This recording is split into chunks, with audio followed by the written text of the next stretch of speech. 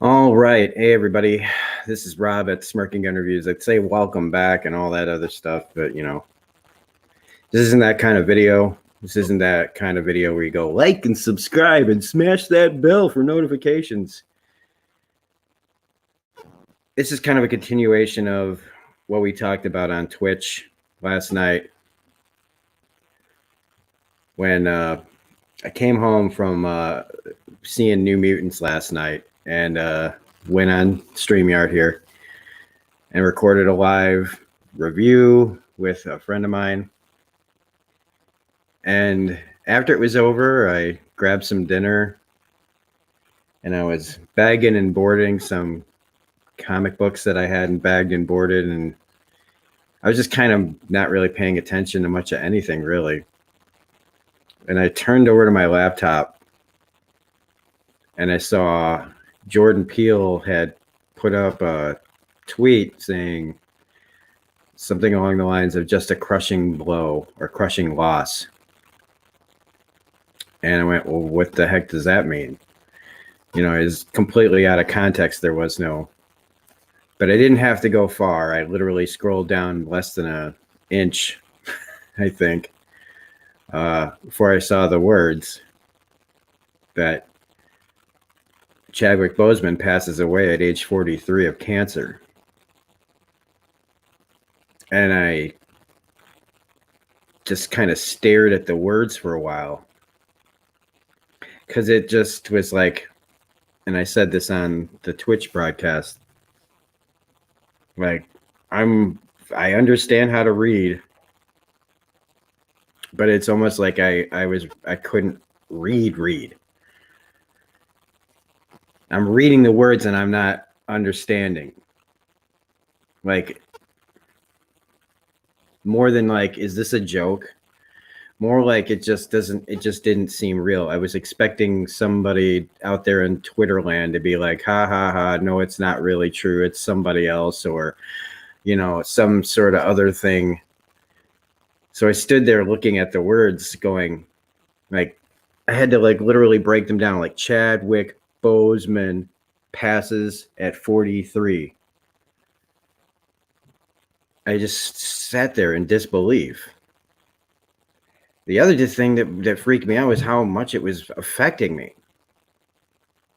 Because we see people pass away all the time and we go, oh. But for some reason, this one really smacked me in the face for a bunch of different reasons. Mostly, and mostly because it's 2020 just kicking us in the proverbial junk one more time.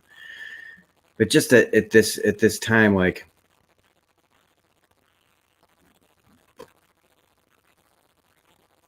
he's such a young man. He's only a couple years younger than me, and that's that's something else. But it just,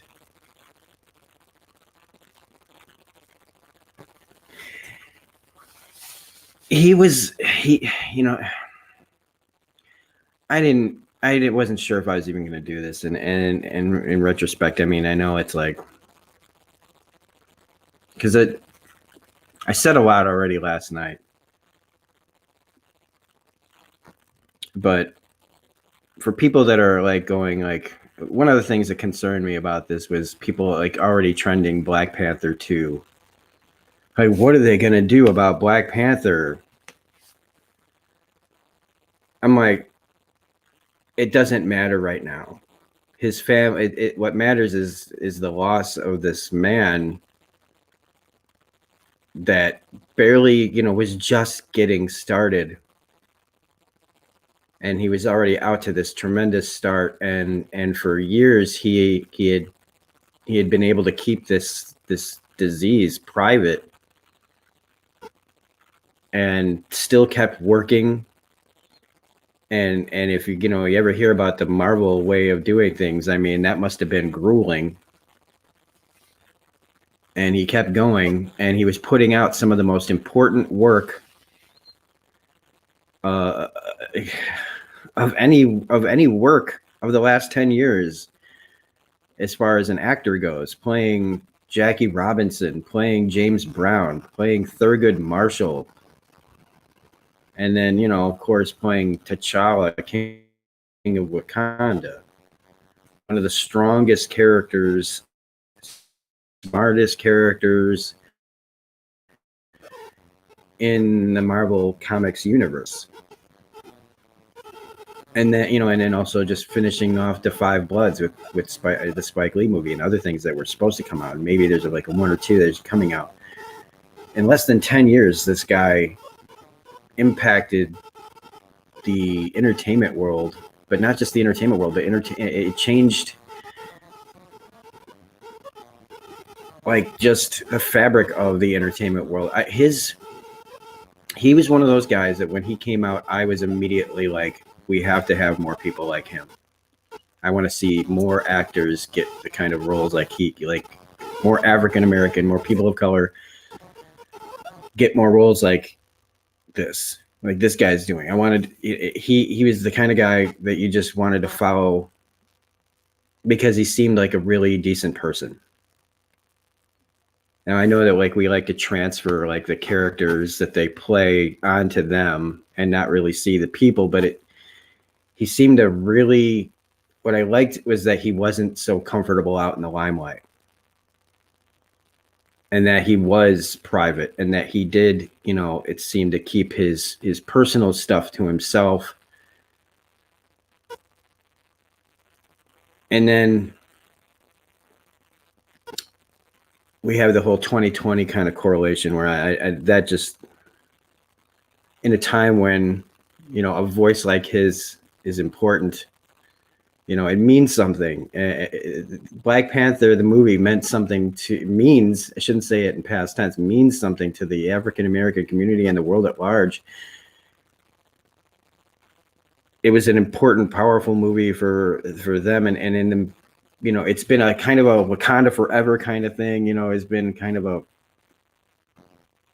something that people can like attach to for part of like the Black Lives Matter movement. And it's empowering kind of thing. And as just some white guy talking about this, I feel ill-equipped to try to speak for people that,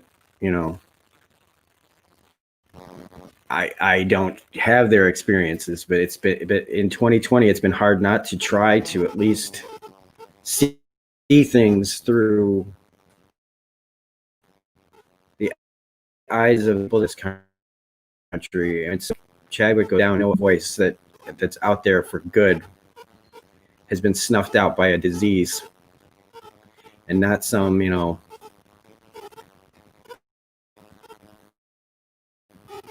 don't know how other people, this one just, 2020 needs to end. I know that I'm not alone, and everybody's just saying screw 2020, right? But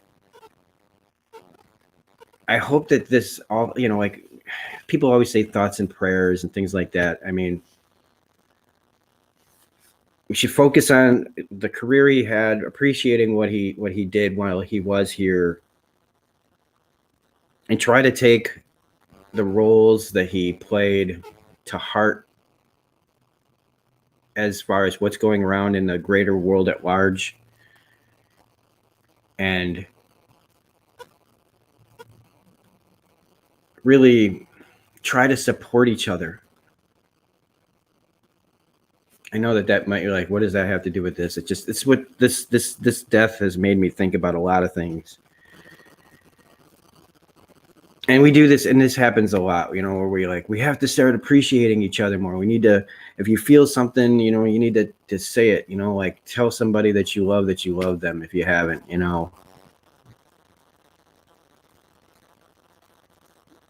It makes me want to try to get through each day, with a little more optimism, a little more or less pessimism. Because this guy, like, when you look at what he did while he had cancer and was out there helping children who weren't going to even see Black Panther, and while he had cancer, and not anybody knowing about it, and still doing something for other people. There are not many people that do that. We like to think that we would, but most of the time we just keep going about our lives. Not everybody. I mean, not everybody is in the position of like a Chadwick Boseman to do those things, but the times that we could and don't, even like I said, on smaller, lesser things, like just telling somebody that you care about them, being there for people that are you can see are struggling, because there's a lot of us struggling out there. A lot of people are hurting. A lot of people are hurting. And maybe we should be able to take an example of from Chadwick in that way. That he was fighting for his life and he was still trying to lift people up all the way up until he died. And not many people can say that they do that.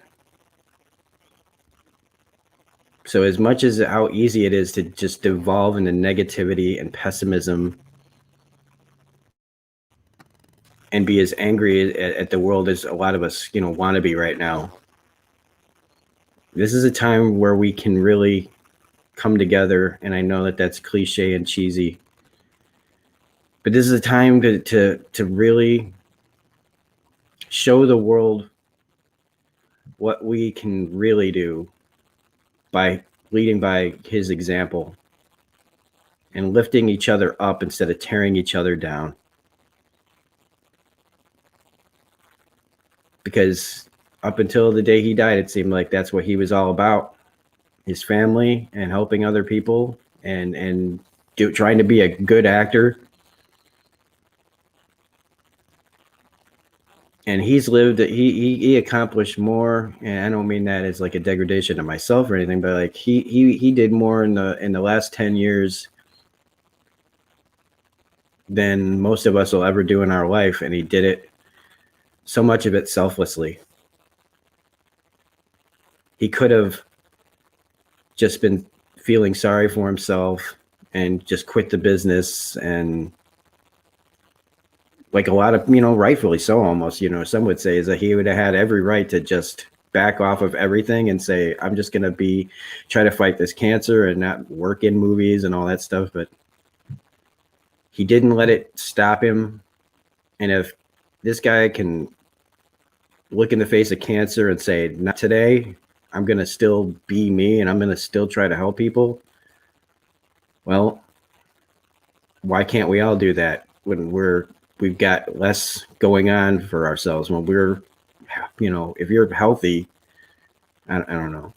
I don't want to sound like I'm running around in circles either about this, but I just want everybody to take that kind of message away from it, that when you see somebody like that who's able to struggle through a disease, even if it takes them in the end, and still rise above it and try to make the world a better place, then why can't we? There's people out there that want to tear this world down, and it's easy to just evolve into that too.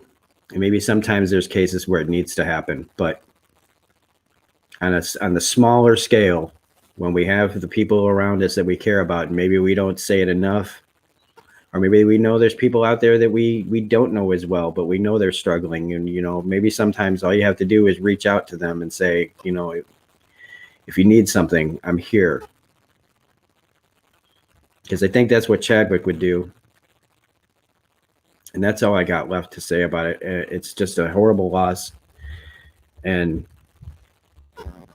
in a time when we need people to be heroes, we just lost one, a real one, not just on the silver screen, a real hero. I didn't even know how much of a hero he was until he passed away. Because that's what the real heroes are like. The real heroes are out there selflessly doing things for other people while the rest of us don't even know what's going on. And it's been really hard for everybody. And and it's going to get probably worse. But, you know, like I said, rest in peace, Chadwick Boseman. The world's a lot less bright now, and we really did lose a hero. We really did. So have a great day, everybody, and make sure to tell somebody today that you care about them, and try to lift people up rather than tear them down today. So have a great day, everybody, and I'll see you on the next video. Bye.